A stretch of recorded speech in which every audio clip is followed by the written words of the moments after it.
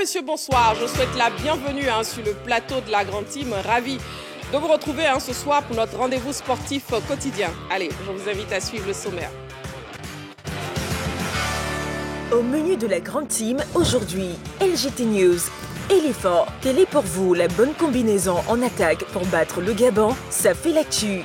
Marie-Christine Begré et ses invités vous souhaitent une excellente soirée sportive sur la 3.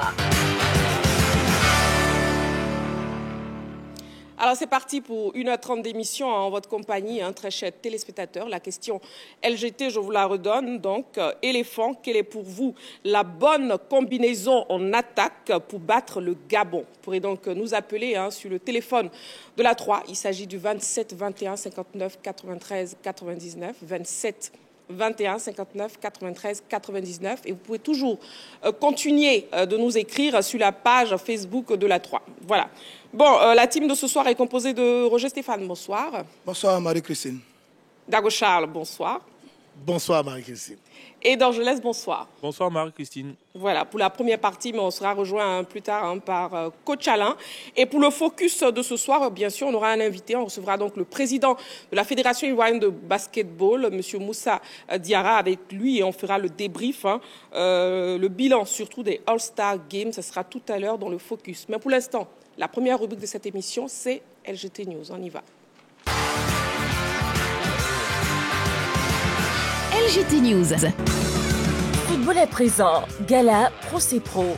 Les organisateurs annoncent une grande fête le 15 juin. La Fondation Franck Caissier, initiatrice principale du concept Procès Pro, a animé une conférence de presse ce mardi pour annoncer le gala qui aura lieu le 15 juin prochain au stade Robert Champroux de Marcory. Une sélection des pros locaux, composée de joueurs évoluant en Ligue 1 et Ligue 2, sera opposée à celle des joueurs professionnels jouant sur le vieux continent ou ailleurs. De nombreuses stars ont confirmé leur présence à ce gala. On peut citer entre autres la légende Didier Drogba, Simon Adingra et l'international malien d'origine ivoirienne Néné Dorgelès. En levée de rideau aura lieu la finale des moins de 17 ans. Il faut indiquer que la Fondation Franck Caissier, en guise de contribution au développement du football ivoirien, récompensera le meilleur joueur du championnat local avec l'aval de la FIF. LGT News. Real de Madrid, le beau message de Ronaldo à Kylian Mbappé. Kylian Mbappé a posté sur Instagram un communiqué pour décrire le bonheur qu'il ressentait de rejoindre son club de rêve, le Real de Madrid. Si son transfert lui a permis de gagner plus de 2 millions de followers, il a aussi reçu un message d'encouragement de Cristiano Ronaldo. Légende du Real de Madrid et meilleur buteur de l'histoire du club, le Portugais, qui évolue désormais à Al Nasser, a laissé un beau message au nouvel attaquant madrilène. C'est à mon tour de te regarder, hâte de te voir illuminer le Santiago Bernabéu. Hala Madrid, a-t-il conclu.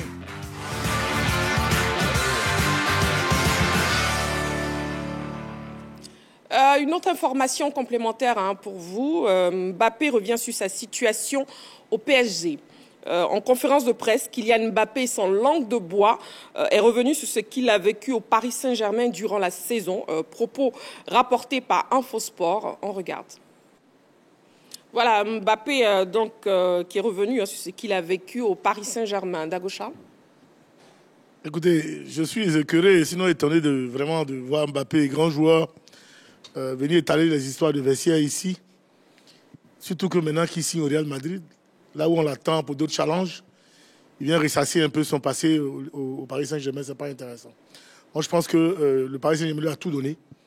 Il a été même au-delà de l'institution Paris Saint-Germain. On lui a accordé assez de crédit. Toutes les valeurs possibles qu'on donne à un footballeur dans un club, il a reçu, les honneurs, tout ça, il a tout reçu. Donc, s'il rentre, il va dans un autre club aujourd'hui, je pense qu'il gagnerait. Il aurait bien fait, à mon sens, de laisser tomber tout ce qui s'est passé et ne pas dévoiler ça. Parce que le football, comme on le dit communément, le ballon tourne, il roule pour tout le monde. Il pourrait revenir au Paris Saint-Germain, c'est possible. Et donc, alors que ce sont les Français encore qui le soutiennent, tout le monde l'aime. Et donc, pour moi, il n'avait pas fait une telle sortie pour accabler un peu ses dirigeants maintenant qu'il est du côté du Real Madrid. Parce que les dirigeants en général, bon, je ne sais pas si les Européens sont comme nous, mais en Afrique ici, généralement, les gens se passent les mots. Et quand tu te comportes comme ça, on se dit, bon, mais celui-là, quand il va venir chez nous, c'est comme ça qu'il va se comporter encore, et ainsi de suite. Mais nous sommes des êtres humains, nous sommes tous pratiquement pareils et je pense que ils vont tous penser comme ça parce que ce soit le président du Paris Saint-Germain et celui du Real Madrid et autres sont tous, je crois, dans une association des présidents des clubs européens. Ouais. Donc c'est vraiment pas intéressant pour ce garçon-là. Pour nous qui l'aimons, pour moi, il aurait dû garder ses distances, se concentrer sur son football. Parce qu'il pense, vraiment, on pense qu'il peut gagner le ballon d'or à l'Euro qui arrive. Il gagnerait à ne pas se mettre à dos vraiment les amoureux du Paris Saint-Germain ou les amoureux du football et les Français en général. D'accord. Pour vous, ce n'est donc pas une bonne sortie pour Kylian Mbappé. Bon, Kylian Mbappé, toujours d'actualité. Dorgelès, justement, il a reçu un message de Ronaldo. Ah oui, très important. Il faut dire même au-delà de son idole, bien sûr, il y a eu Bellingham, Vinicius Courtois, Camavinga, comme ça, qui ont salué l'arrivée de Kylian Mbappé du côté du Real Madrid, même des anciennes gloires, tout simplement, de Madrid. Sergio Ramos et Keylor Navas aussi ont souhaité la bienvenue, bien sûr, à Kylian Mbappé. Puis au-delà, l'information qu'on retient, c'est son idole, meilleur buteur de l'histoire du Real Madrid, Cristiano Ronaldo, qui a réagi à la signature du Français, bien sûr. Il a dit, c'est à mon tour de te regarder, hâte de te voir illuminer le Santiago Bernabéu à la Madrid. Donc, il faut savoir que Cristiano Ronaldo, avec le Real Madrid, il était à son prime, c'est 438 matchs pour 450 buts marqués. Il a gagné plein de trophées, surtout 2 ballons d'or avec les merengues. Aujourd'hui, on va dire, le rêve quand même de Kylian Mbappé se réaliser. Donc, il a tenu à lui adresser un petit mot. Et on espère qu'il sera un peu plus grand, pourquoi pas, par rapport à Cristiano Ronaldo, tout dépend de lui. Voilà, bon... c'est une belle histoire quand même. Une très belle histoire. Kylian Mbappé, en tout cas, qui rejoint son club de rêve depuis l'enfance. Et puis, sous nos cieux, ici en Côte d'Ivoire, on a un gala qui se prépare, un gala pro-c'est-pro. Bonjour Stéphane. On va s'intéresser à certains pros et associés à des joueurs locaux. Eh bien, le gala pro-c'est-pro aura lieu le 15 juin prochain du côté du stade Robert Champrou à Marcory. Ce gala sera sa 2e édition avec une très belle affiche comme à son habitude d'ailleurs. Les pros locaux évoluant en Ligue 1 et en Ligue 2 qui seront contre les professionnels évoluant en Europe. C'est un gala de style, de très grand talent. J'ai vu qu'on annonce Didier Drogba, Adengra, Néné Dorgelès. Rappelez-vous ce Malien qui a inscrit ce but magnifique face aux éléphants lors de la CAN. Et puis, je pense qu'il y aura d'autres joueurs encore, parce que c'est pas ce Dorgelès qui est sur le plateau, c'est l'autre Dorgelès. Mais c'est mon homo, et puis c'est mon chien. Si, bien sûr. Et puis, il y aura d'autres stars également, parce que c'est la période des vacances. Vous savez, après cette fenêtre FIFA, 3e et 4e journée des éliminatoires de la Coupe du Monde, ce seront les vacances pour les footballeurs. Donc, on aura plein de stars qui seront là pour participer à ce gala qu'on espère qui sera très, très beau. L'autre événement qu'on aura, on aura la finale du tournoi de U17, qui était également à sa 2e édition. La finale aura lieu ce jour-là. Et puis l'autre événement, eh bien, la fameuse voiture qui est offerte aux meilleurs joueurs de Ligue 1 depuis 2 ans sera exposée ce jour-là au stade Robert Champrou à Marcory. On aura l'occasion de voir ce superbe bolide. Tout ça, c'est à mettre à l'actif de la fondation Franck Kessié, la panthère de Zébizekou, Morgan, comme certains appellent, qui évidemment sera dans quelques jours avec les éléphants de Côte d'Ivoire face au Gabon pour les éliminatoires de la Coupe du Monde et qui juste après va certainement s'intéresser aux affaires de sa fondation. Je voulais une fois de plus encore le féliciter. Bravo pour tout ça. On attend le 15 juin pour voir l'apothéose de tous ces beaux événements annoncés par sa fondation. Ah, bien sûr, on attend véritablement cet événement. Un événement à saluer, Dago Charles. Oui, je ne suis pas étonné parce que c'est un petit frère. Du côté de Gagnois, on aime le sport, on aime le foot, on aime la culture. Et je pense qu'à travers cette fondation, il est en train de préparer petit à petit son avènement dans le sillage, dans le monde du management et pourquoi pas dans le monde des dirigeants demain. Et donc ce garçon-là, depuis son premier don, cette première voiture que j'ai vue, avec surtout nous permettant d'assister à un tournoi des jeunes de moins de 17 ans, parce que on ne cesse de le dire, ce type de tournoi-là n'existe plus. Et lui, il fait fort de le faire exister. C'est déjà intéressant. Et puis après, faire revivre aussi, ces stars-là en Côte d'Ivoire pour des gens qui rêvent de voir les grands footballeurs sur le petit écran, les voir au stade Robert Champrou, à 5-10 mètres d'eux, je pense que quand même c'est fort. C'est fort, c'est Awa Salam qui nous avait donné cette habitude-là. À un moment donné, nous autres, on avait joué aux côtés des grands joueurs ici. Et ici, les jeunes gens, des D1, des D2, peuvent côtoyer leurs grands frères ou bien leurs amis qui sont en Ligue 1. J'espère qu'ils vont s'en inspirer ils vont vraiment réaliser que, oui, ils peuvent être professionnels européens comme eux. Et donc, eux, ils ne doivent pas aller au gala pour aller au gala. Ils doivent aller là-bas pour pouvoir apprendre et puis devenir des pros européens comme eux. Bien sûr. Donc, on aura donc la légende Didier Drogba, comme l'a dit Roger Stéphane, Simon Adingra, l'international malien d'origine ivoirienne, Néné Dorgelès, justement, qui n'est pas du tout Dorgelès, qui est sur le plateau. Mais moi, je suis un véritable neuf. Hein. Je serai là, je serai là. Oh là là, Bédi le sait très bien, je serai là. Approuvé. Allez. Dorgelès, monsieur Ligue 2. On marque une petite pause, très chers téléspectateurs. On se retrouve dans quelques secondes pour la suite de l'émission. Vous ne bougez surtout pas. Allez, à tout de suite.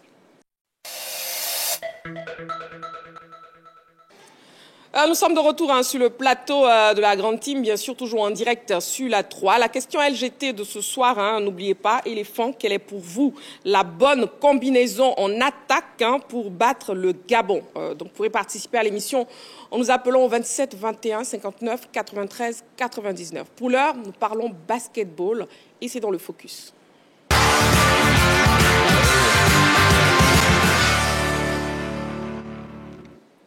Le Palais des Sports de Trècheville a vibré au rythme des All-Star Games 2024, une grande fête du basketball qui a réuni la meilleure des crèmes dans cette discipline dimanche dernier. Bien sûr, vous avez pu voir aussi sur les antennes de la 3. Et pour en parler, pour le débrief, pour le bilan, nous recevons sur ce plateau le président de la Fédération ivoirienne de basketball, M. Moussa Diarra.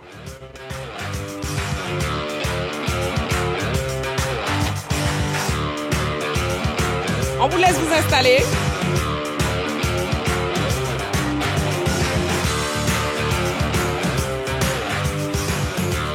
Voilà, Président, le micro d'abord. Voilà, bonsoir Président. Bonsoir Marie-Christine. Bienvenue sur le plateau de la Grande Team. Merci beaucoup. Et puis, quelques jours après le All-Star Game, c'est l'heure du bilan. Alors, impression, comment vous vous sentez déjà? Et puis, est-ce que vous êtes satisfait? Oui, je suis soulagé, satisfait par rapport à ce qui a été fait. J'ai vu aussi que le public a adopté ce All-Star Game. Le Palais des Sports était plein. J'ai vu également que le groupe RTI a diffusé sur les 2 chaînes. Et je voulais vraiment remercier le groupe RTI pour tout ce qui est fait pour le sport ivoirien en général et pour le basketball en particulier. Merci beaucoup. Je vous en prie, Président. Président, si vous pouvez parler un peu plus fort, s'il vous plaît. D'accord. Voilà. Et puis, c'est le premier grand événement depuis que vous êtes à la tête du basketball ici en Côte d'Ivoire. Donc, est-ce que vous êtes satisfait aussi de l'organisation, surtout de votre équipe? D'accord. Je dirais que c'est le deuxième, puisque nous avons fait le lancement de la saison le 2 mars. Exactement. C'est le deuxième événement. Nous avons également fait aussi, je considérais que ce n'est pas un événement, la finale de la Coupe nationale, qui est passée également en direct sur les chaînes de la RTI. Mais cet événement du All-Star Game, c'était particulier parce que c'était une fête. Ça avait moins d'enjeux sportifs. C'était un enjeu plutôt de fête qu'il y avait.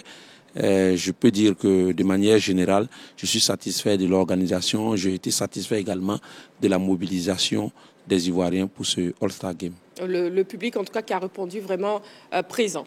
Oui, Roger Stéphane. Petit rappel historique à un président. Bon, d'abord, félicitations. Merci beaucoup. Ouais, il fait de belles choses. Là-bas, ça bouge au basket, c'est bien. Petit rappel historique. Les All-Star Games, c'est Team Ivoire. Oui. Team Ivoire, c'est-à-dire les joueurs ivoiriens évoluant dans le championnat, contre Team World, joueurs étrangers du championnat. Ça vient d'où cette idée? Expliquez-nous un peu. C'est l'origine aussi du All-Star Game, même depuis les États-Unis. C'était déjà d'abord c'est les conférences Est contre conférences Ouest. Ouais. Ensuite, les Français ont adopté ce concept et les Français ont innové en faisant les étrangers du championnat de France contre les Français. Donc nous, cette année, l'idée est venue du fait que notre championnat est devenu de plus en plus attractif. Donc, on a beaucoup d'étrangers dans le championnat. Pour que nous puissions composer une équipe de dames composée d'étrangers et une équipe d'hommes, ce qui veut dire que nous avons au minimum 25 joueurs étrangers dans notre championnat, ce qui est quand même à saluer. Je crois que le football, l'évolution de notre football est partie aussi de là. Nous avions eu les Brima Kamara, les Rachidi Yekini, les Olia Thompson qui sont venus bonifier le football. Nous sommes à cette ère-là au niveau du basket où nous avons même des Américains dans notre championnat de basketball. Il fallait également honorer cela. Il fallait faire de la Côte d'Ivoire le creuset de vie de tous ceux qui sont ici. Et c'est ce que nous avions voulu montrer à travers cet événement. D'accord. Et à travers ces deux confrontations, ces différentes confrontations, justement, est-ce que le niveau était appréciable, Président? Oui, alors, je vais dire, ces deux confrontations, ce n'était moins d'enjeux sportifs, comme je le disais.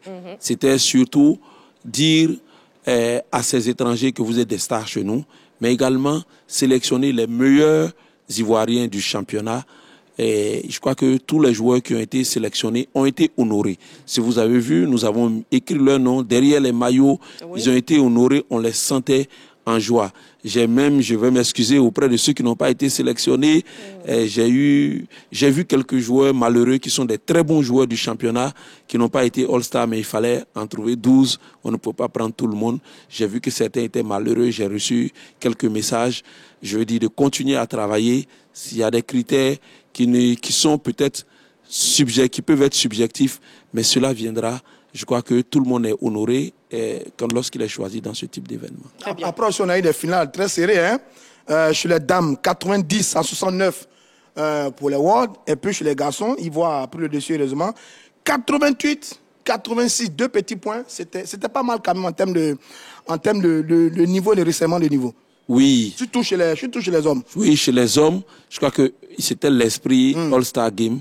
Quand vous voyez aux États-Unis, quand il y a le All-Star Game, tout le monde s'amuse, mais le dernier quart-temps, les joueurs durcissent un peu la défense sur le dernier quart-temps. Chez les garçons, on l'a vu, ils se sont amusés, chacune des équipes partait et l'autre le rattrape, mais sur le dernier quart-temps, ils ont commencé à durcir un peu la défense et jusque dans les dernières minutes, ça s'est joué. C'était un esprit aussi fraternel entre ces joueurs. Oui, très bien. Oui, Dago Charles. Le président, c'est vrai qu'il faut beaucoup insister sur la qualité des gens, sur ce qui est bien fait, puis oublier aussi souvent les ratés et autres. Maintenant, vous pouvez faire le bilan quand même de la saison. Est-ce que vous pensez qu'au niveau du bilan, au niveau de la saison régulière, les choses sont très bien passées? Et puis la saison prochaine, que prévoyez-vous de nouveau pour les fans du basket? Merci beaucoup. Alors, je peux dire, nous avons joué 22 journées en 3 mois. Le championnat a démarré le 2 mars et nous avons terminé la saison régulière. Le 2 juin, on a fait le All-Star Game. En 3 mois, on a joué 22 journées. Il faut dire que c'était un vrai marathon. Mais de ces 22 journées, ce qu'on peut retenir, jusqu'à la dernière journée, on ne savait pas qui allait être premier et qui descendait. C'est ça qui était important. Les niveaux des équipes ont sensiblement augmenté. Et on a eu un championnat très, très relevé. Le premier du championnat a eu au moins 5 défaites. Le premier du championnat. Avant, lorsqu'on avait les championnats, on avait, à peine quand ABC perdait un match, c'était la crise dans ce club. Mais cette année, ils ont eu 4 ou 5 défaites. Et ça, c'est un fait notable. Les autres qui venaient ont eu également pas mal. Donc, on a eu des confrontations assez relevées. On a aussi, et je peux noter également que on a eu des très bons joueurs étrangers qui sont venus dans notre championnat. Nous avons au moins 2 Américains dans le championnat. On a des joueurs qui sont venus de la France, mais je ne parle même pas des joueurs qui sont des pays de la sous-région. Nous avons des Camerounais, des Maliens, des Guinéens, des Béninois dans notre championnat. Il semble-t-il qu'il y a des joueurs qui sont à plus de $2 000, $3 000 mensuellement? Je confirme le basket. C'est-à-dire 1 million, 2 millions de francs CFA par mois? Oui, nous avons des joueurs qui sont payés à ces prix au niveau du basketball en Côte d'Ivoire aujourd'hui. Les salaires moyens des plus petits clubs aujourd'hui est au-dessus du SMIC. Au-dessus du SMIC dans tous les clubs de première division. C'est ça aussi, c'est un fait notable. Le basket attire aujourd'hui et les dirigeants des clubs, je veux les féliciter pour les efforts qu'ils font pour encadrer ces jeunes. D'accord. Et puis, Président, aucune œuvre n'est parfaite sur cette terre. Donc, que pensez-vous que vous devez améliorer? Je pense que nous devons améliorer un peu notre organisation générale. C'est vrai que nous sommes au début de l'organisation de ces grands événements. Nous devons encore parfaire notre organisation, mais également nous devons un peu mieux communiquer sur ces événements longtemps en avance. C'est vrai qu'on a quelques problèmes de planification avec les infrastructures qui sont un peu moins accessibles. C'est-à-dire que à 2-3 semaines avant, nous ne pouvons pas dire que nous allons avoir la salle du Palais des Sports. Ça, c'est une difficulté, ce qui nous amène à ne pas pouvoir communiquer un peu avant. On a un peu moins, nous attendons parfois aussi les partenaires sur certains grands événements. Nous attendons également aussi la presse sur certains grands événements. Nous devons améliorer de manière substantielle notre communication, surtout avant ces événements, pour attirer un peu mieux le public. Président, la question qui fâche, parce qu'il y a toujours une question qui fâche, hein? On est d'accord? Moi, je suis preneur de toutes les questions. Alors, la comparaison avec votre prédécesseur s'est fait tout le temps. Oui. Vous-même, est-ce que vous avez le sentiment, sur ce qui a été fait, que vous avez fait mieux que lui pour l'instant? Sur votre démarrage? Moi, je ne me compare jamais à quelqu'un. J'ai un projet, je suis venu, j'ai exposé au mandant, ils m'ont élu sur la base de ce projet. Aujourd'hui, je pense qu'ils sont à mesure de vous le dire. Tous les engagements que j'ai pris, je les ai tenus jusqu'à présent. Et je crois que c'est ma doctrine. J'essaie de prendre des engagements que je tiens. J'ai tenu tous mes engagements, toutes mes promesses que j'ai faites lors de ma campagne. Je les ai tenues et je peux les énumérer. Donc, je suis à l'aise dans ma peau. Je ne me compare à personne. Très bien, Président. Parlons donc de vos engagements. Justement, le prochain défi de la Fédération ivoirienne de basketball, c'est les Jeux Olympiques.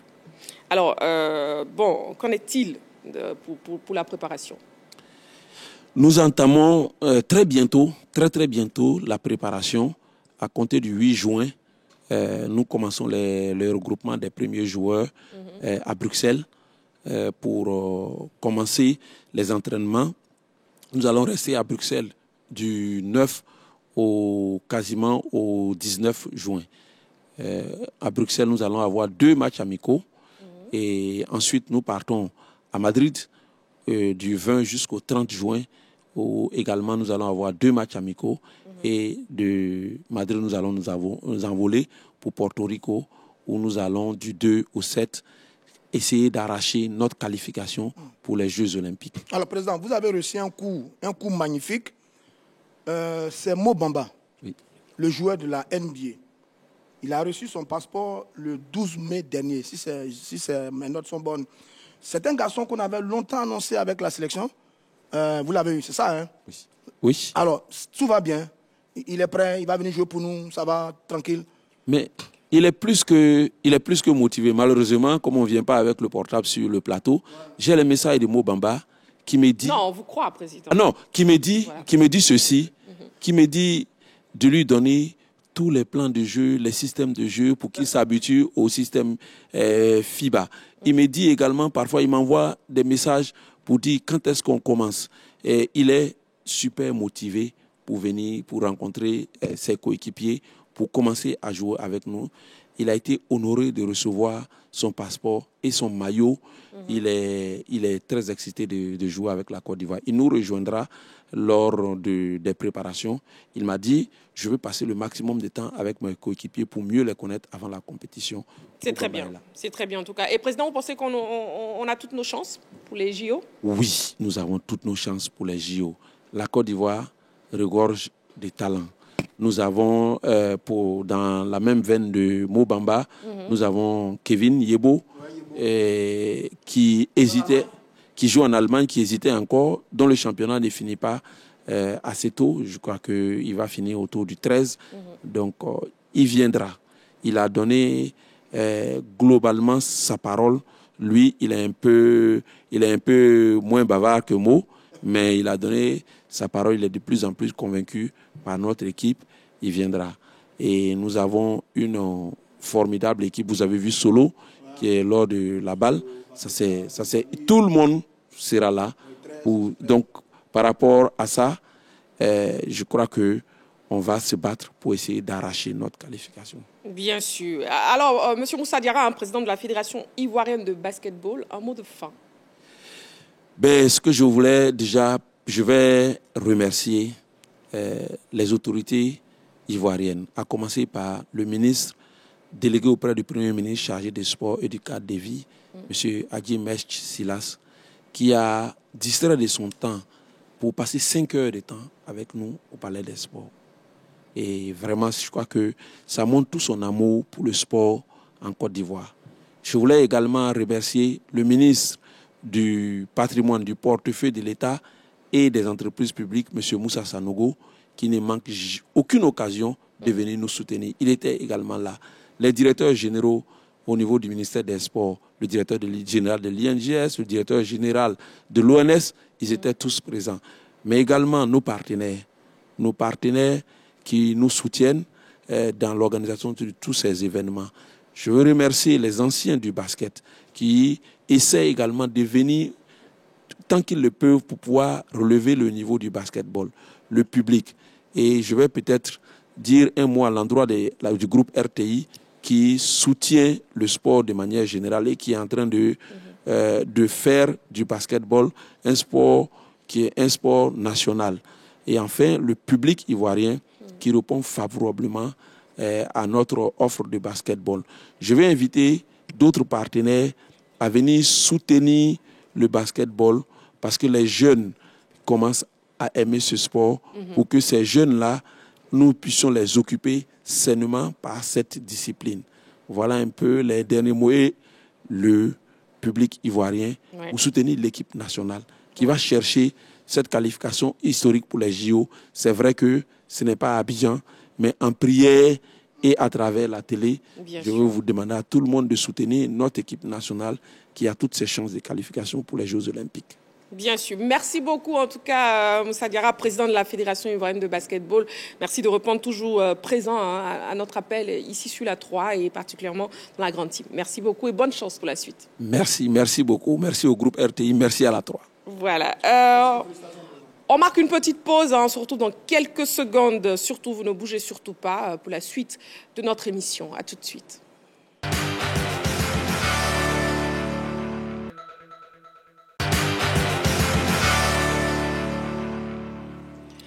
Voilà, de retour sur le plateau de la grande team, très chers téléspectateurs. Nous avons été rejoints par Coach Alain. Coach Alain, bonsoir.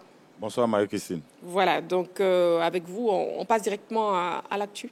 C'est bon? Oui, c'est bon, ça va. On y va, l'actu.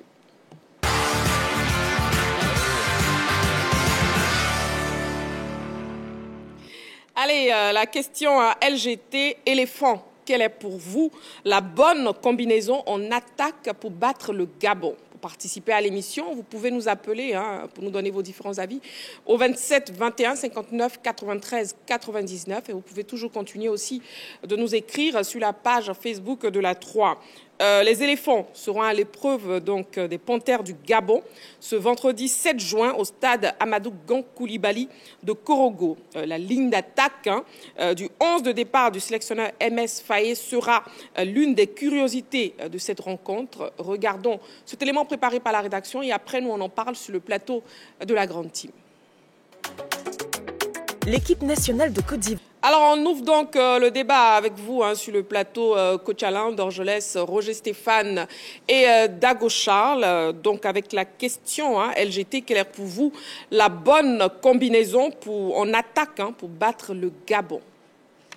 Dorgelès, on commence avec vous. Allez, on le sait, à l'heure sort d'une finale de Ligue des Champions où il n'a pas été titulaire, il a discuté quelques minutes. Pour moi, je pense que c'est un début de saison un peu difficile pour Sébastien Haller. Il a décidé de faire appel à des attaquants pour moi qui sont en forme en ce moment. C'est milieu de partie, pourquoi pas dans un système de jeu où on peut jouer en 4-2 parce que on va le dire souvent au milieu de terrain, on a du mal à garder beaucoup le ballon et surtout en attaque par moment, ça pèse sur nous. Donc aller en 4-4-2, ça sera pas mal devant. Je vois tout de suite donner la chance à l'attaquant de Middlesbrough, et bien sûr Emmanuel Latelat, et puis Evan Guessant, pour moi, qui a été régulier avec son club au niveau de la Ligue 1, bien sûr, avec son club, et puis, bien sûr, avec cette formation de Middlesbrough, là, tu as été quand même la figure de proue de son équipe. C'est lui qui a porté son équipe durant toute la saison. Pour un tel match, je pense que c'est l'occasion pour moi de les lancer dans le bain, de leur permettre tout de suite de commencer contre cette formation du Gabon, parce qu'en termes de statistiques, les deux sont au top, et puis ce sont des titulaires indiscutables. Pour moi, c'est mieux de partir avec deux attaquants, de stabiliser quand même le milieu de terrain pour leur permettre d'avoir autant de ballons qu'il faut, parce que par moment, dans ce système 4-3-3, on a du mal quand même à trouver le numéro 9, surtout en termes de ballons issus des retraits. Donc, jouer avec deux attaquants devant, ça leur donne la possibilité, un, d'aller à gauche et l'autre de temps en temps de tomber à droite. Donc, deux devant, on sécurise quand même le milieu de terrain, et puis on a tout le temps de les servir en ballon. Je pense que si c'est bien fait, les deux là pourront marquer d'entrée de jeu, marquer leur premier but avec les éléphants de Côte d'Ivoire. D'accord, voilà donc présenté la bonne combinaison pour Dorgelès en attaque pour battre le Gabon. Vous pouvez participer à l'émission, n'oubliez pas le 27 21 59 93 99, 27 21 59 93 99, et aussi la page Facebook de la 3 est disponible pour vous. Oui, coach Alain, votre bonne combinaison en attaque. Ben, écoutez, Faye a l'habitude de jouer à un 4-3-3. Peut-être qu'il va changer pour nous faire un 4-4-2 losange. Ça va dépendre de qui, pendant cette préparation, quels sont les joueurs en forme du moment. Est-ce qu'il va essayer un nouveau système de jeu qu'il n'a jamais essayé? Est-ce qu'il va continuer, il va faire toujours la continuité? Si c'est dans la continuité, je pense qu'il va vouloir, dans un premier temps, peut-être jouer avec Lat comme avant-centre, et puis sur les côtés, Adengra, et puis Rodis derrière eux, avec trois milieux défensifs. Seri Jean-Michel sera la sentinelle, toujours comme devant la défense. À côté de Seri Jean-Michel, il va utiliser Kessier, et puis Seko Fofana. Et puis, devant eux, comme en numéro 10, il va utiliser Amani Lazare, qui sait dribbler. Ça, c'est s'il passe en 4-4-2 losange. Sinon, si c'est classique, il va toujours jouer avec Seko, Seri Jean-Michel, et puis Kessier. Et puis, devant eux, Lat va jouer comme avant-centre, puisque, comme on le sait, l'attaquant vedette, vraiment, il n'a pas vraiment joué cette saison. Il ne va pas tout de suite le lancer dans le bain. Il va attendre que, peut-être, que l'équipe sera en difficulté, et puis après le lancer dans le bain pour venir finir les actions. D'accord, très bien, coach Alain. Sur la page Facebook de la 3, on a Kobenan Aubin Kofi qui nous dit, pour moi, le coach Faye devrait jouer avec Adengra et Diakité sur les côtés et à l'heure en pointe. Il faut des joueurs percutants pour faire reculer le Gabon dès l'entame. Merci et bonne émission. OK. Donc, quelle est pour vous la bonne combinaison en attaque pour battre le Gabon d'Agocha? Écoutez, moi, je ne veux pas tergiverser. Je connais Faye, mais quand on voit tout ce qu'il a produit déjà, surtout face à l'Uruguay, c'est ça, face à l'Uruguay, on sait qu'il va jouer en 4-3-3. Et pour moi, il va jouer avec Haller. La question qui se pose au-dessus de Haller, là, il faut que les uns et les autres comprennent que c'est une question de confiance.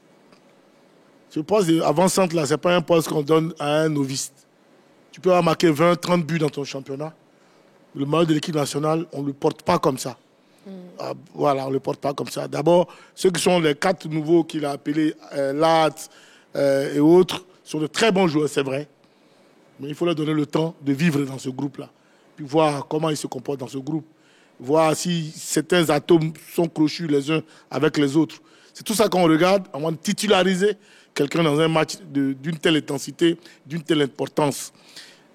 C'est pour ça que je suis convaincu que Faye va jouer avec Alain avant-centre. Parce qu'Alain, qu'on le veut ou on ne veut pas. C'est vrai qu'il n'a pas trop joué, mais physiquement, il n'a pas de pépins actuellement. Il est en forme physiquement. Parce que ce sont les pépins dont on avait peur. On l'a vu jouer, c'est même 12 minutes de la finale de Ligue des Champions. Pour moi, ça représente à peu près 45 minutes d'un match de Coupe d'Afrique face au Gabon. Donc pour moi, Faye est assez prêt pour jouer ce match d'entame, sécuriser, rassurer, et puis après, mettre dans le bain ces nouveaux qui arrivent là pour qu'ils comprennent comment l'équipe nationale se porte. Donc, autour de lui, Adengra et Jérémy Boga, pour leur percussion, ces deux-là, ils peuvent pour moi apporter ce qu'il faut à l'heure pour que ce garçon retrouve toute la plénitude de ses moyens. Parce qu'il faut qu'on lui donne aussi l'occasion de retrouver toute sa plénitude. Et l'équipe nationale peut servir à cela. D'accord, Dago Charles. Quelle est pour vous la bonne combinaison en attaque pour battre le Gabon, Roger Stéphane? Non, moi je suis partant pour un 4-3-3. C'est du classique. Hein. Ça va très bien au football ivoirien. D'ailleurs, FRMS a bien utilisé ce système-là depuis son arrivée. Il ne nous pratique que sur 4-3-3. Alors maintenant, dans les couloirs, on a 4 joueurs dans les couloirs. On a Boga, on a Pépé, on a Adengra et Diakité Oumar. Sur les 4, je préfère tout de suite Diakité Oumar et Simon Adengra. Oumar pour sa percussion, sa provocation dans son couloir droit. Et Adengra pour sa finesse, son intelligence de la passe en retrait sur son couloir gauche. C'est connu, ces deux garçons se sont imposés rapidement cette sélection. Ils ont fait de gros matchs à la CAN, ils continuent, on peut leur faire confiance. Dans l'axe, on a Lat, Bamba, Evans et Sébastien Haller. Évidemment, Sébastien Haller, mais il n'est pas en pleine forme. Il n'a pas la plénitude, ses moyens. Je suppose que si Faye Mess a fait appeler des garçons, c'est qu'il va les essayer. Donc je propose qu'il y ait Lat, qui ne sera pas nouveau parce qu'il sera encadré par 2 joueurs qui ont déjà l'habitude de la sélection qui sort de la CAN, qui sont à Oumar et Adengra. Ça peut passer. Il a un très bon profil. Il a fait une superbe saison. D'ailleurs, rappelez-vous que sur la dernière fenêtre, Faye Mess a bien essayé Diakité Oumar dans l'axe. Donc, il n'y a pas de raison qu'il ne donne pas sa chance à ce garçon-là, quitte à voir un peu plus tard, voir Sébastien Haller faire son entrée en cours de jeu pour pouvoir finir toutes les occasions. Donc, à mon avis, Adengra, Diakité Oumar et Laté Emmanuel dans l'axe pourrait être un trio magnifique, capable de faire un très bon résultat face à l'équipe du Gabon. Derrière, évidemment, il aura de l'expérience avec Seko, Kessie et Seri. Et puis ces 3 garçons, devant, à mon avis, peuvent faire de merveilles sur le front de l'attaque des éléphants de Côte d'Ivoire. D'accord, la combinaison donc en attaque de Roger Stéphane. Écoutons la combinaison de M. Traoré Mamadou qui nous appelle de Yopougon Ondokwa. Bonsoir, monsieur. Oui, bonsoir madame. Voilà, bienvenue sur le plateau de la Grande Team. Et puis on vous écoute, quelle est pour vous la bonne combinaison en attaque pour vaincre le Gabon? Merci. Oui. Okay, bon, je voudrais faire une proposition. Sébastien Haller en pointe et Adengra sur le côté gauche. Diakité sur le côté droit. Oui. Je crois que au milieu du terrain, bon. Comme d'habitude, voilà. Et puis, je crois que cette attaque-là pourra faire sauter la défense gabonaise. D'accord. Ok. Voilà. C'est bien noté. Merci beaucoup pour votre participation, Monsieur Traoré Mamadou. Merci. Voilà. Dago Charles nous rassure en tout cas sur l'état de santé de Haller. Parce que c'est bien vrai qu'on s'inquiète aussi. Est-ce que, non, il n'est pas malade, il n'a plus de pépins physiques. Voilà, il a retrouvé toute la plénitude de ses moyens. C'est le rythme dont les uns les autres parlent. Mais quand on sort d'une finale de Ligue des Champions, 12 minutes de finale de Ligue des Champions, je dis, et je le répète, cela vaut 45 minutes d'un match de Coupe d'Afrique. Okay. Et donc pour moi, il n'y a pas de raison que Haller ne commence pas cette compétition-là. Et puis, s'il s'agit de l'équipe nationale, oui, c'est un endroit où on a quand même tourné un peu, 2 fois quand même, où on ne remplace pas les gens comme ça. Haller, c'est le patron offensif de cette équipe-là. Soit du final de Ligue des Champions, il vient en sélection, il n'est pas blessé dans rien. Il n'y a pas de raison qu'un sélectionneur ne le fasse pas commencer. Non. Ce serait pour moi, et je m'excuse de le dire, porter atteinte même je dirais, je ne sais pas, au joueur qu'il est, à cette grande figure qu'il est, parce que ça ne se fait pas. Il y a du respect qu'il y a dans toutes les équipes, dans toutes les générations, quand on joue à ce niveau dans les équipes nationales. C'est très important. Ce que je dis, je le dis par rapport au vestiaire. Hein. Bien sûr. Maintenant, après, ça, c'est ce que moi je ressens. Faye Mess peut toujours nous surprendre agréablement. Il est coutumier de ce fait-là, surprendre agréablement les Ivoiriens en donnant des chebas et des remplacements qui sont toujours salvateurs. Mais ce que je dis là, c'est quelque chose qui respecte les principes de l'équipe nationale. Maintenant, tout entraîneur peut bouleverser cela. D'accord, très bien. Donc Sébastien Haller, physiquement apte pour débuter le match. Et puis aussi, on a Oumar Diakité, souvent utilisé en joker. Hein. Est-ce qu'il pourrait être titulaire? Mais bon, un instant pour la réponse à ma question. On a un appelant, Monsieur Mona. Bonsoir, monsieur. Oui, bonsoir, madame la plus belle. Bon, merci beaucoup, vous êtes aimable. Vous nous appelez de Yopougon, hein, c'est ça? C'est ça, oui. D'accord. Donc, on vous écoute. Bienvenue déjà sur le plateau de la Grande Team. Et puis, on vous écoute. Quelle est pour vous la bonne combinaison en attaque pour battre le Gabon? Ok, il faut dire qu'on ne change pas l'équipe qui gagne, mais on renforce l'équipe qui gagne. Voilà. On va débuter avec ceux qu'on connaît déjà. Oui. À l'attaque, j'aimerais que Nicolas Pepe commence avec Jonathan Bamba et Haller. Là, à la deuxième mi-temps, on va envoyer maintenant le Ouro avec Anegra pour Jonathan Bamba. Jonathan Bamba n'est pas là. Jonathan Bamba n'est pas appelé. Il n'est pas dans le groupe. Il n'est pas sur Il n'y a pas de beaux gars. Voilà, Jérémy Boga. D'accord, ok, c'est bien voilà. noté. Oui. Parce que les nouveaux, ils sont bons. Mais il faut qu'ils voient comment la sauce se prépare. On ne peut pas les mettre dedans comme ça parce qu'ils n'ont pas vu le marché. Donc, au fur et à mesure, on va les insérer un peu. Et puis, chacun va retrouver sa place pour donner le meilleur de soi-même. Parce que le peuple aussi les attend. Voilà, c'était ma participation. Merci et bonne suite d'émission à vous. Merci beaucoup pour votre participation à l'émission. Et puis, bien sûr, on respecte son avis. D'Angelès qui remuait la tête, on respecte son avis. C'est son avis. Donc, voilà. J'ai rien dit, Marie-Christine. Non, je vous ai bien vu, du coin de l'œil. Donc, Coach Alain, ma question donc, par rapport à Ouma Diakité, souvent utilisé en joker. Est-ce que s'il est titulaire, il pourrait être efficace?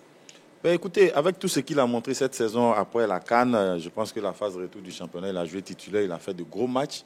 Et quand on regarde ses performances en club, je pense que pour une fois que le doyen est parti à la retraite, je pense qu'on peut lui donner cette chance-là de commencer en tant que titulaire. Et puis après, tout va dépendre de comment l'entraîneur sent les joueurs pendant la préparation. C'est ce que je dis. Tout va dépendre de quel est le système idéal que Faye va vouloir utiliser. S'il reste dans son même système 4-3-3, je pense qu'il ne va pas changer les hommes de devant. Mais si jamais il voit que le Gabon joue dans le même système et qu'il peut apporter un autre changement, en ce moment, il sera obligé de faire entrer un nouveau qui va apporter quelque chose de plus et qui va tirer l'équipe vers le haut. Mais le plus important, c'est d'entrer de jeu, de pouvoir faire reculer cette défense gabonaise, de pouvoir faire douter cette équipe gabonaise. Donc il faut, d'entrée de jeu, faire commencer les faits follets, que ce soit Diakité et puis Adengra, qui vont emmener toute la défense du Gabon à jouer peut-être à 6 derrière. Ça va donner le temps au milieu de terrain, qui sont Franck Kessié et puis Seko Fofana, qui vont se projeter vers l'avant, et ça va plus libérer Haller, qui, ma foi, s'il commence le match, sera plus libre, parce qu'à lui seul, Adengra et puis, comment on appelle, Diakité plus Haller, les trois vont automatiquement bloquer près de 6 joueurs. Et ça va donner la plénitude à Franck Kessié de développer son football, donner la plénitude à Seko Fofana de se projeter vers l'avant, et ça va libérer notre défense qui va jouer calmement et toujours aller de l'attaque. Oui, Roger Stéphane, je vous écoute. Sur l'affaire Diakité Omar, la question qui pourrait se poser, parce qu'en club, il a été ramené un peu dans l'axe pour jouer avant-centre, là, il a perdu un peu, il a quitté le couloir, plus ou moins. Mais il fait les deux. Sur la dernière campagne des éléphants, face à l'Uruguay, il a joué dans l'axe, mais après, Faye Metz l'a ramené dans le couloir pour terminer le match. Donc, ça veut dire qu'il a encore ses réflexes d'ailier. Donc, moi, j'ai pas un problème avec lui dans le couloir des éléphants. Je pense que le garçon, il peut assumer. Il est beaucoup plus percutant, il est beaucoup plus dangereux, plus efficace que Jérémy Boga ou Nicolas Pepe. Ça, c'est connu. Deuxièmement, Adengra, ça se dispute dans son couloir. Là-bas, on voit ce qu'il fait à Brighton. Il est d'une efficacité redoutable. Il peut faire du bon travail. Maintenant, Sébastien Haller, j'écoute Dago Charles, bon, il n'a pas tort, lui, il a joué avec les éléphants. Mais j'estime que le fait déjà d'avoir appelé Sébastien Haller est un gage de confiance. Parce que le garçon ne joue pas beaucoup. C'est le leader, c'est connu, c'est un gage de confiance. Sur la CAN, il est venu, mais c'est après qu'il a joué. Il n'a pas joué titulaire tout de suite, il a joué après. Donc ce même schéma peut se présenter à lui. Plutôt que de le faire jouer très tôt pour aller dans des batailles, combats physiques avec les défenseurs des équipes adverses, on peut épuiser les défenses d'abord avec un autre avant-centre et puis ensuite faire entrer Sébastien Haller pour faire la différence. C'est faisable parce que j'estime qu'il a joué 12 minutes la dernière fois. Mais avant la demi-finale, on l'attendait tous. On ne l'a pas vu. Donc, à mon avis, il n'est pas encore frais, il n'a pas encore cette fraîcheur physique pour venir tout de suite porter cette attaque des éléphants. Et pourtant, derrière, il y a des garçons qui sont extrêmement performants. Donc, l'idée, c'est d'envoyer un groupe de vrais bagarreurs qui vont épuiser suffisamment la défense gabonaise. Et puis après, Sébastien Haller, comme ça a été fait pendant la CAN sur certains matchs, va faire son entrée pour venir concrétiser ces différentes actions. Donc, tout le reste, d'abord, sa sélection, c'est une bonne chose. Ensuite, le discours de Faye Metz qui va le mettre en confiance pour qu'il ne soit pas... Puis je ne pense pas que Sébastien Haller n'est pas le type à être frustré parce qu'on n'a pas aligné, on a mis un autre. Non, je pense pas son feeling. Il va bien comprendre sa situation, la situation de la sélection. On peut faire jouer un autre garçon pour commencer. Après, le grand patron Sébastien Haller peut venir pour terminer le match. À mon avis, il n'y a pas un vrai problème, Sébastien Haller, dans la sélection. Il n'a pas cet esprit-là, je pense, Sébastien Haller. En tout cas, il n'y a pas de problème du tout dans la sélection même. Non, j'ai pas de problème. Après aussi, j'ai un souci avec des garçons qui sont appelés. Souvent, on a du mal à pouvoir leur donner leur chance. On a eu le cas Karim Konaté. Aujourd'hui, il n'est pas là. On se plaint. D'autres, quand vous regardez un peu sur les réseaux sociaux, on n'arrive pas à... Parce qu'au fond, il n'a pas encore eu sa chance en tant que tel. Je pense qu'à un moment donné, quand on appelle les garçons, il faut leur donner leur chance. À l'heure, cette saison, quand même, en club, ça a été difficile.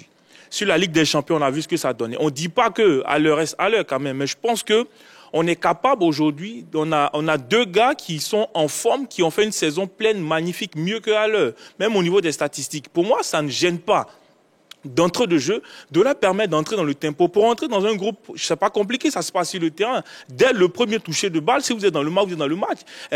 Lazare n'a pas eu besoin de jouer 10 matchs avec les éléphants de Côte d'Ivoire tout de suite pour faire sensation. Pour moi, je pense qu'il y a de la confiance. Après, Faye, c'est un grand entraîneur. Je pense que c'est le discours d'entrée de jeu. Pour moi, quand je regarde le match contre le Bénin, contre l'Uruguay, on a souffert au milieu de terrain.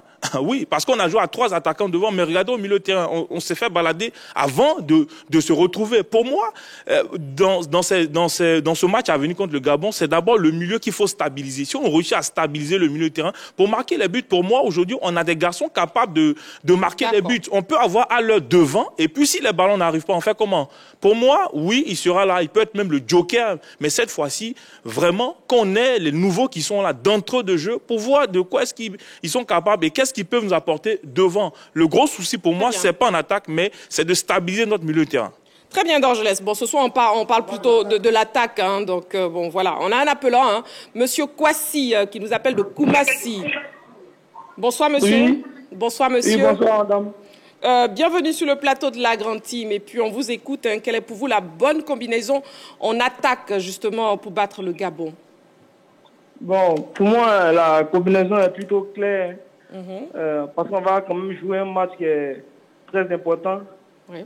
On parle quand même d'un match d'éliminatoire de Coupe du Monde contre un adversaire qui a le même nombre de points comme nous. Donc, pour moi, il n'y a pas vraiment à tergiverser. Hein. Oui. Et donc, votre combinaison? Non, il n'y a pas vraiment à tergiverser. C'est Adingra, Diakité et Alain en pointe. Ok. Aujourd'hui, moi, quand je vois qu'on doute sur l'état de forme de Haller, alors qu'on a vu ce qu'il a été capable de réaliser pendant la CAN sur seulement un pied, je pense que c'est un peu lui manquer de respect. Aujourd'hui, on a un Haller qui est peut-être pas à 100% de sa forme physique, mais c'est quand même un attaquant redoutable qui peut peser sur la défense. D'accord. Donc, pour moi, c'est clair. C'est Adingra, Diakité et Haller en pointe. D'accord. Voilà, pour moi c'est tellement clair. C'est bien noté. Merci beaucoup, Monsieur Kwasi, pour votre participation à l'émission. Quelle est pour vous la bonne combinaison en attaque pour battre le Gabon? Avant d'écouter les hommes de médias, oui, Coach Alain. Je voulais revenir tout à l'heure sur ce que Roger Stéphane dit. Vous savez, dans une combinaison d'une équipe nationale, comme l'a dit Dago Charles, on ne fait pas commencer des gens pour les faire commencer. Mais il y a un fait aussi qu'il ne faut pas rater. Pendant la préparation, il faut sentir certains joueurs.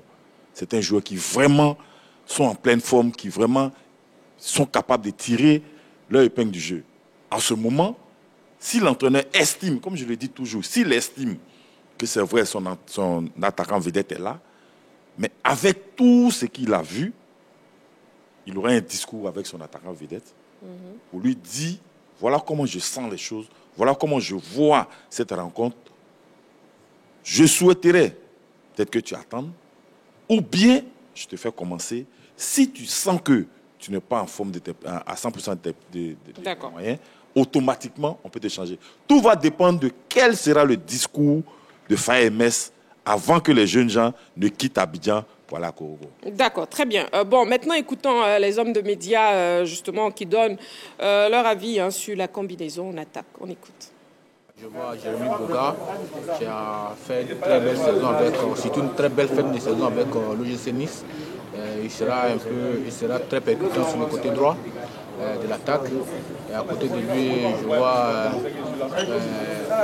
Oumar Diakité Omar Diakité qui est très percutant, qui va très vite. Dans l'axe de l'attaque, moi je préférais qu'on mette en essai le jeune Evan Nguissa, qui pour moi, c'est vrai qu'il vient d'arriver, mais qui peut apporter une plus-value à cette attaque des éléphants-là. Pour moi, la meilleure combinaison pour cette rencontre contre le Gabon en attaque, Emmanuel Latte et Sébastien Haller. Je fais qu'on joue en 4-4-2. Je pense que pour ce match contre le Gabon, je pense que la bonne attaque pour Faye serait de mettre un trio qui a déjà l'habitude de jouer ensemble. Je pense à Haller, je pense à Tenga et en remplacement de Max Gradel qui était l'un de ses titulaires, on peut jouer avec soit Pépé ou Boga. Omar Diakité associé à Emmanuel Latte et puis voir un peu le vivoltant Pépé qui pourra donner quelque chose. Sinon, voir encore Haller qui n'a pas fait une très grande saison, mais un bon trio vivoltant pourra nous donner quelque chose de satisfaisant. Allez, c'était donc les hommes de médias qui nous donnaient justement leur avis sur la question LGT de ce soir. Dago Charles, bon, est-ce que le coach Faye devrait prendre le risque de titulariser tout de suite d'entre deux jeux les nouveaux appelés? Non, moi je dis non. Je dis non, on ne fait pas ça. À moins que ces titulaires-là aient des pépins. Voilà, des pépins physiques. Et donc, on peut s'hasarder. Je dis bien s'hasarder à faire entrer un nouveau dans une équipe nationale telle que l'équipe nationale de Côte d'Ivoire. Parce que les attentes sont énormissimes quand il s'agit de l'équipe nationale de Côte d'Ivoire. Ce n'est pas une équipe nationale, je ne veux pas insulter une nation ici, mais qui joue pour jouer, il n'y a pas de challenge, il n'y a pas trop d'attentes, où ils sont tout le temps en apprentissage. Quand ils perdent, on peut toujours leur dire, bon, ça va, vous pouvez recommencer, c'est pas ça. Là, les Ivoiriens attendent l'équipe nationale pour aller à la Coupe du Monde. Les Ivoiriens connaissent un certain nombre de joueurs. Des joueurs sur lesquels, c'est-à-dire quand ils les voient sur le terrain, les Ivoiriens sont sereins. C'est-à-dire que de leur salon, ils sont convaincus que le match sera gagné. C'est de ça qu'il s'agit. Quand j'entends certains frères dire, certains confrères dire, bon, il n'a pas joué. Non, il n'a pas de problème de fraîcheur physique. C'est pas ce qu'on appelle problème de fraîcheur physique. C'est ce qu'on appelle manque de rythme. Maintenant, à ce niveau-là, c'est ça le coach, c'est de ça que le coach allait en parler. Quand on sait que son avancement titulaire, sur lequel on compte, et qui nous a décanté toutes les grandes situations, avec un pied, on l'a vu jouer face au Congo, alors qu'il manquait même ce même rythme-là, il le manquait encore déjà. Et il avait encore ces pépins physiques-là. Donc quand on a un garçon comme ça, quand il vient, qui est le titulaire à part entière à l'entraînement, on sait comment on le dose à l'entraînement. On sait comment on joue avec lui pendant au moins 1 heure de jeu. Parce que l'équipe nationale, on ne rentre pas comme ça. Bien sûr. Voilà, et donc, je suis sûr que Faye Hermès, qui a fait cette équipe nationale-là, qui lui-même, il a tapé à cette porte-là d'une certaine façon avant de gagner sa part titulaire. Il sait qu'on ne porte pas insulte à un monument comme ça. D'accord. Voilà, c'est pour ça que je le dis. Maintenant, après, ce sont eux les entraîneurs. Ça, c'est ce que je le dis par rapport à mon vécu. Maintenant, après, ce sont les entraîneurs, c'est eux qui voient. Si, en filigrane, on a discuté avec ce Sébastien Haller, et qu'Haller lui a dit que, bon, je ne me sens pas trop, je ne suis pas trop à l'aise, je ne me sens pas bien, je me sens fatigué, oui, c'est fort possible. Très bien. Bon, parlons d'entraînement, messieurs. Nos reporters, justement, ont suivi le début de préparation des éléphants. On attend encore les supporters des éléphants. Venez supporter les éléphants.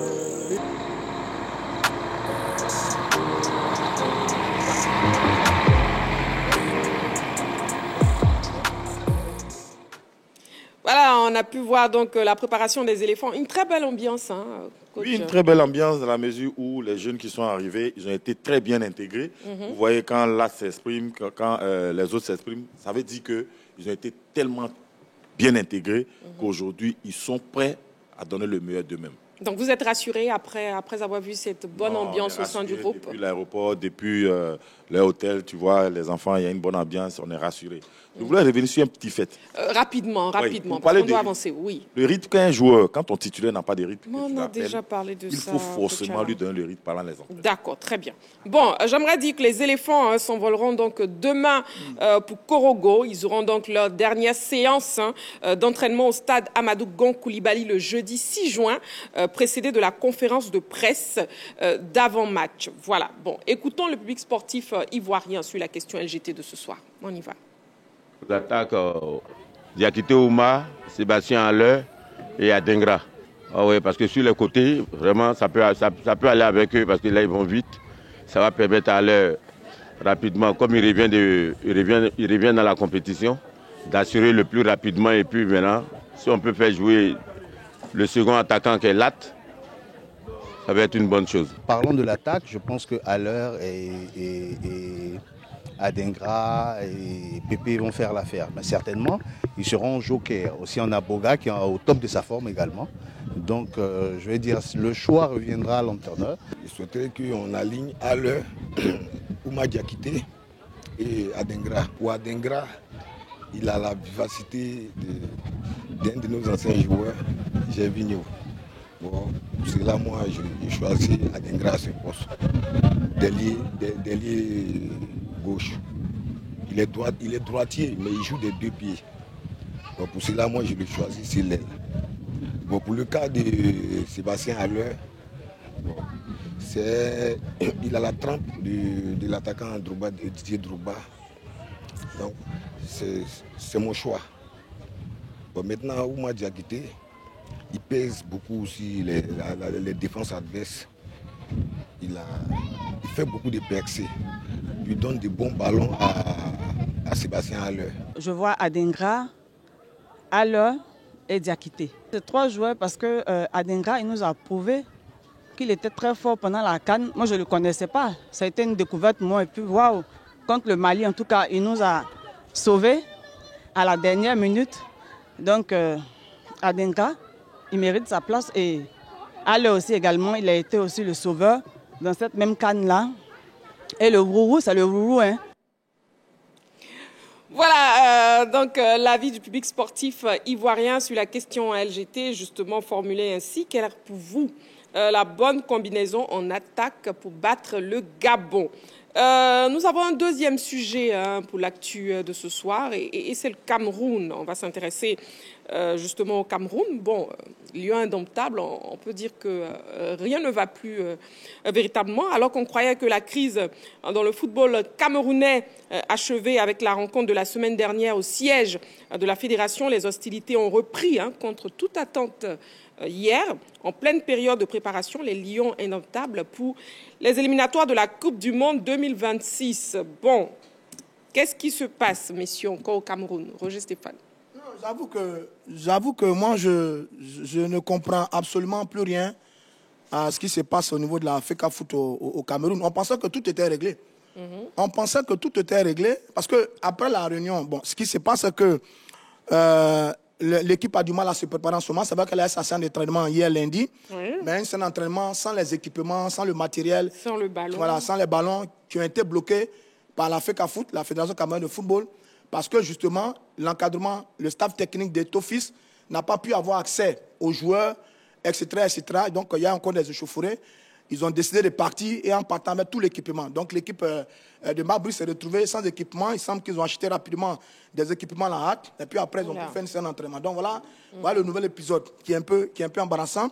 Sur la journée, le Cameroun a pondu un premier communiqué pour dire qu'il se désolidarisait de tout ce qui s'est passé. Il n'était plus responsable de ce qui s'est passé. Il a laissé ça aux mains du ministère.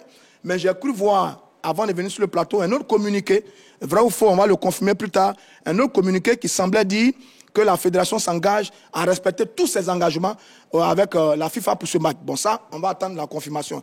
Donc, on a une histoire qui se complique de plus en plus. Moi, je ne sais plus. La question que je me pose, c'est que veut le ministère? Que veut le ministère sur cette affaire? Mardi, réunion, Eto'o, Brice plus encadrement d'Eto'o. La réunion est perturbée. Lendemain, négociation, conférence de presse pour dire la situation est réglée. Le diable a eu honte. La situation, le diable a eu honte. On refait une nouvelle équipe avec Mabrice et le staff de Samuel Eto'o. Hier lundi, le staff de Samuel Eto'o ne peut pas travailler avec les joueurs et la sélection. Bon, encore le ministère qui vient des policiers. Bon, je ne sais pas que veut le ministère. Moi, vraiment, on commence à être fatigué. Je ne sais pas que veut le ministère. Maintenant, il y a les derniers communiqués. On va attendre la journée de demain. Je pense qu'on verra véritablement sur la journée de demain par rapport à cet épisode. Mais l'imbroglio continue. C'est un peu dommage ce qui se passe au niveau, encore au niveau du football camerounais. D'accord, mais pour le communiqué déjà confirmé, on nous dit que la FECAFOOT se désengage. Bon, qu'est-ce que ça implique, la FECAFOOT qui se désengage? Écoutez, une fois la FECAFOOT se désengage, la FECAFOOT n'organise plus le match. Donc, automatiquement, on passe au forfait. Parce que si la fédération n'arrive pas à organiser le match contre une autre équipe, parce que le secrétariat ne sera pas pris en compte, les arbitres ne seront pas reçus, parce que c'est le secrétaire qui va aller faire la réunion technique et qui va montrer les équipements de l'équipe du Cameroun. Lui, il n'est pas là. Automatiquement, quand le secrétaire n'est pas là, il n'y a pas de pays. Et quand les autorités vont se déplacer, c'est-à-dire les arbitres, les commissaires arrivent, que la FECAFOOT ne les reçoit pas, donc il n'y a plus de match. En plus, c'est la FECAFOOT, c'est le secrétaire qui donne la liste de ceux qui doivent s'asseoir sur le banc et qui impose sa signature. Oui. S'il n'impose pas sa signature, la feuille de match n'est pas valable. Donc voilà encore un autre problème. C'est lui encore qui va prendre les mêmes passeports pour dire donc je laisse, ok, il est Camerounais, il va jouer. Dago, il est Camerounais, il va jouer. Si lui, il n'a pas le droit d'avoir tous ces documents pour dire que moi d'ailleurs même là, je ne viens pas, donc le Cameroun est obligé de signer forfait. Bah, dis donc, si signe forfait grave, hein, pour ce match-là, ça veut dire qu'ils vont signer forfait pour les autres matchs. D'accord. Avant d'avancer, s'il vous plaît, je vous propose déjà de voir cet extrait d'un article du journal français L'Équipe sous la plume du journaliste Hervé Penaud. Rien n'est terminé si Eto'o décide de ne pas participer aux réunions préparatoires. S'il n'inscrit pas l'équipe et le staff technique auprès de la FIFA, le Cameroun peut tout à fait se retrouver forfait. L'idée est à prendre en considération. Ce serait une terrible nouvelle pour le pays. Il s'agit peut-être du dernier pouvoir que Samuel Eto'o possède pour combattre un ministère qui pense avoir remporté la partie en le sortant du jeu. Ben voilà, bon, est-ce que ce scénario est possible, Dago Charles? Non, je ne le souhaite pas du tout. Oui. Je ne le souhaite pas du tout parce que ce que j'ai toujours craint va arriver, que ce soit sous le mandat de Samuel Eto'o, qu'on parle de forfait ou qu'on parle de normalisation. Voilà, et donc vraiment vivement que Samuel Eto'o, franchement, qu'il boive de l'eau, que je ne dise plus qu'il mette de l'eau dans son vin. Parce que là, ce n'est plus du vin, qu'il continue de boire de l'eau.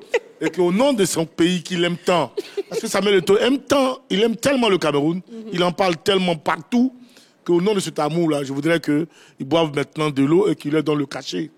Parce que, rapide, de façon succincte, à la question que vous avez posée, oui. La question que vous avez posée à Alain Yonsua, c'est-à-dire que la FIFA ne reconnaît que la FECAFOOT.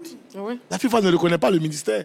C'est-à-dire que si Samuel Eto'o, la FECAFOOT n'est pas dedans, ça veut dire que son cachet n'est pas dedans. Tout ce qu'ils font, c'est nul et de nul effet. Ça sera le forfait.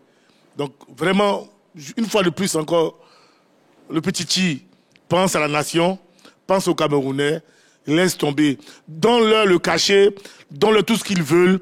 Occupe-toi du développement du football camerounais, du championnat.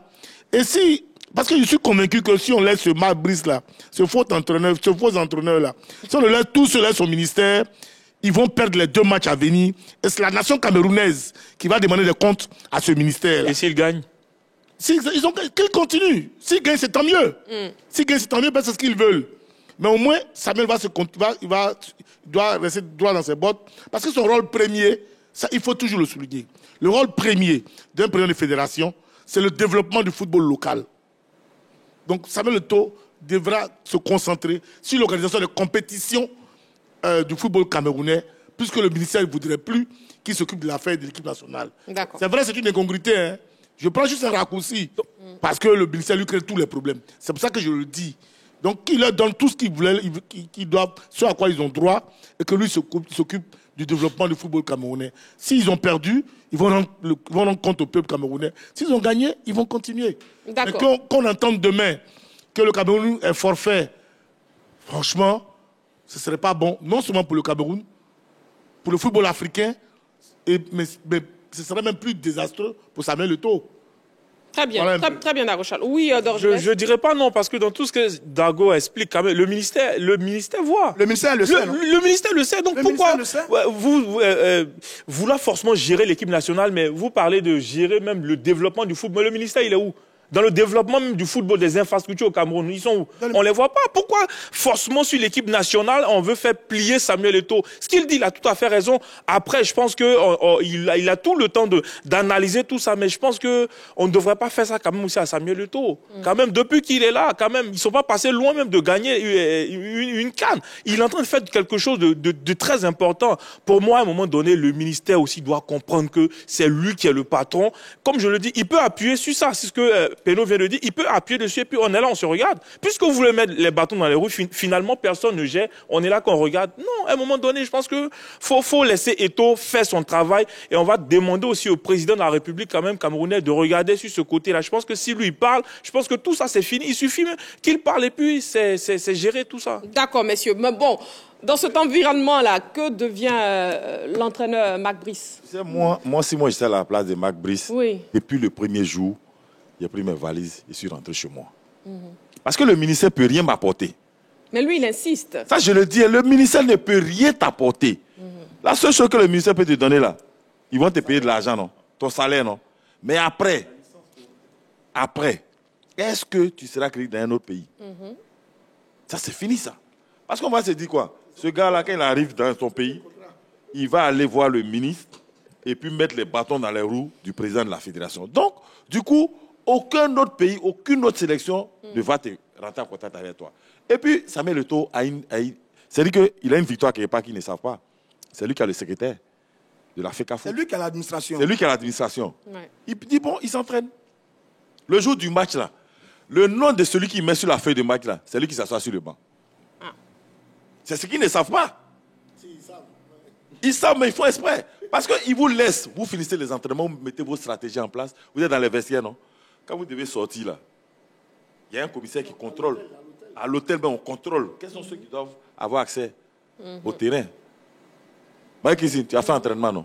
Le jour J, on dit Marie-Christine, tu es dans les tribunes. C'est Dago Charles qui fait le match. Oula. C'est fini. Ce n'est pas discutable. C'est quel nom ils ont mis sur la feuille? Dago Charles, ok, messieurs, vous ne vous appelez pas Dago Charles dans les tribunes. Et puis c'est fini. Les joueurs sont obligés de jouer. Parce que quand vous arrivez dans les vestiaires là, vous êtes obligés de jouer. Si vous ne jouez pas, vous allez voir. On a envoyé un militaire pour nous chasser, non? Mais vous-même, ceux qu'on va envoyer pour vous envoyer sur le terrain, là, vous n'allez même pas les connaître. Donc que Marc Brice arrête de vouloir mettre le Cameroun à 100. Parce que c'est lui, aujourd'hui, qui est la plaque tournante de tout ce qui arrive. Ça veut dire que l'autre élément aussi, quand même, non. Marc Brice n'est qu'un instrument du ministère. C'est un monsieur, lui, il cherche son agent, il veut entraîner le Cameroun, on l'a nommé, il veut entraîner, il veut travailler. C'est le ministère qui le pousse pour m'aider, le pauvre Samuel Eto'o fils. Mais si on fait un bilan et qu'on regarde tout ça, il faut qu'on trouve le vrai responsable. Parce que si c'est Eto'o qui doit faire un sacrifice, autrement, le sacrifice le plus grand à faire, c'est le ministère. C'est le ministère qui travaille pour l'État. Eto'o fils est la tête d'une association privée qui est une fédération de sport. Il a été élu par un groupe de personnes, une association privée. C'est le ministère qui travaille pour l'État, qui doit regarder à l'intérêt de la République camerounaise et des Camerounais. Ils ont déjà poussé suffisamment les pions. Depuis le début, ils ont poussé les pions. Maintenant, sur la dernière rencontre, il était convenu qu'une liste est sortie, tout le monde était d'accord. On va travailler, vous débarquez avec des policiers pour empêcher un groupe de travailler. Finalement, c'est le ministère qui était un problème, c'est pas Eto'o. Je pense que Eto'o, il a avalé tellement de couleuvres. Est-ce que vous pensez qu'Eto'o peut être fier de voir qu'il dirige une fédération qui est dans un tel scandale depuis 1 mois, depuis 2 mois? Mais le petit souffre. Il souffre dans sa chair. Je dis, il faut que le ministère et tout le reste là, il faut qu'ils arrêtent. Parce que maintenant, on a fait ça dans la nomination, le chef sélectionneur, on a fait ça dans les couloirs de la fédération. Maintenant, on est en train de faire ça dans l'hôtel. Après, on va aller faire ça sur la pelouse. C'est à ça qu'on va arriver. Il faut qu'ils arrêtent, mon sang. Franchement, il faut que ça cesse. Et puis, que devient l'équipe, finalement? Pour terminer, Dago Charles, l'équipe, est-ce qu'on pense à l'équipe? Est-ce qu'elle sera performante, finalement? C'est là où je suis aussi désolé pour certains footballeurs de par leur qualité. Je dis c'est un grand footballeur camerounais. Bon, peu importe leur choix, mais ils ont leur mot à dire dans cette affaire. Est-ce que c'est eux qui vont prester demain pour les Camerounais? Dans cet environnement-là, quelle prestation pouvez-vous avoir? Rien. Donc je suis écœuré de voir des footballeurs professionnels accepter une telle situation et ne pas. C'est vrai que ils n'ont pas grand-chose à dire, mais ils peuvent. Il y a des grandes gueules. Ils peuvent quand même s'asseoir pour dire non, monsieur le ministre, c'est pas comme ça. C'est pas comme ça, monsieur le ministre. Là où nous jouons en Europe, un peu partout où nous jouons, c'est pas comme ça c'est organisé. Ça, ils peuvent le dire, ne serait-ce que ça. Mais non, pour une fois, je vois des joueurs camerounais amorphes, qui ne peuvent même pas s'exprimer, qui ne prennent pas position, même si on sait que d'ordinaire, les joueurs ne doivent pas prendre position. Mais dans ce cas de figure, c'est aussi leur nation. C'est aussi leur nation. Ils peuvent prendre des positions, mais personne ne parle. Ni Choupo-Moting, ni Vincent Baka. Personne. Ils sont là, ils ne parlent pas. Et puis moi, c'est ça. J'aurais bien voulu entendre le Lion. Roger Mila, vraiment, fait une sortie. Antoine Bell pour dire que c'est... Enfin, je suis vraiment écœuré à ce niveau. Voir des joueurs qui vont venir, des joueurs professionnels qui viennent à l'entraînement. On n'y a pas de ballons. Ils sont là. Et puis, des choses qu'ils n'acceptaient pas hier. Des joueurs professionnels. Des joueurs qui n'acceptaient pas hier. Hein. Quand on ne donne pas nos primes, on ne joue pas. Pas prime, on ne joue pas. Là, il n'y a même pas équipement d'entraînement. Ils sont prêts pour s'entraîner. Franchement, je ne sais pas où on se trouve, mais j'espère seulement qu'Eto va comprendre. Moi, mon appel. Et puis, il ne va pas... continuer le bras de fer avec l'État. Je le dis et je le répète. Ce n'est pas une bonne attitude pour un citoyen de faire un bras de fer avec son État. C'est pas bon. Donc c'est pour cela que j'exhorte Eto à boire maintenant de l'eau et de les laisser... Bon, pas seulement Eto, hein, finalement que tout le monde mette... Le ministère ne veut pas entendre raison. Mettre un peu d'eau... le ministère ne veut pas entendre raison. Pour le vin, pour le bien, justement, de la sélection, surtout. Je pense que le président même doit faire un remaniement même pour un puis on va avancer. Bon, un autre débat. Allez Coach Alain, je vais conclure, c'est préférable. On va provoquer un conflit diplomatique. Du tout. On a fait un remaniement, on n'est pas dans des trucs là. Je suis sûr. Tout le monde entier. Allez, messieurs, c'est la fin. Voilà, c'est la fin de la grande team. Merci beaucoup, messieurs. Merci, Dago Charles. Merci. Merci. Oh, mais tout ça, ce sont les Camerounais qui nous font dire les choses comme ça. Merci Roger Stéphane. Merci, Coach Alain. Merci. On veut voir le Cameroun jouer. D'accord. OK. Merci, Dorgelès. Voilà. Merci beaucoup, très chers téléspectateurs. On se retrouve demain en direct, 20h30, toujours sur la 3. D'ici là, prenez soin de vous et n'oubliez pas, faites toujours du sport. Ah, nos beaux.